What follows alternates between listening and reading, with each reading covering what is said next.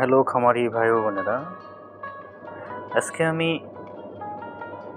একদিনের মুরগির বাচ্চাকে ম্যারেক্স ভ্যাকসিন কেন দেওয়া হয় এবং না দিলে কি ক্ষতি হতে পারে সে বিষয়ে আলোচনা করব।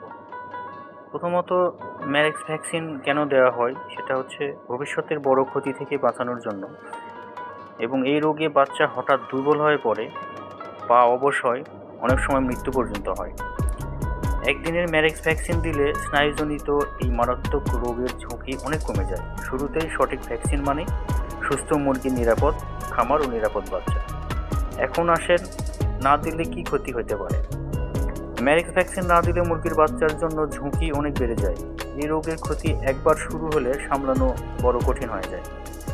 প্রথমত যে সমস্যাগুলো দেখা দিতে পারে, সাধারণত পা ডানা অবশ হয়ে যায় এবং ঠিকমতো হাঁটতে না পারা, হঠাৎ দুর্বল হয়ে পড়া এবং খাবার কম খাবে, চোখের সমস্যা, কখনো অন্ধত্ব, বাচ্চা ও বড় মুরগি দুটোই হঠাৎ মারা যেতে পারে। খামারে রোগ ছড়িয়ে পড়বে, একটার পর একটা মুরগি আক্রান্ত হতে পারে, ওজন বাড়তে দেরি, উৎপাদন কমে যাওয়া, শেষ পর্যন্ত বড় আর্থিক ক্ষতি হতে পারে। এই ছিল আজকের এই ভিডিওটি ভালো লাগলে অবশ্যই শেয়ার করবেন এবং চ্যানেলটিকে সাবস্ক্রাইব করবেন। পরবর্তীতে ভালো কোনো ভিডিও নিয়ে আপনাদের মাঝে আসবো। ধন্যবাদ সাথে থাকার জন্য।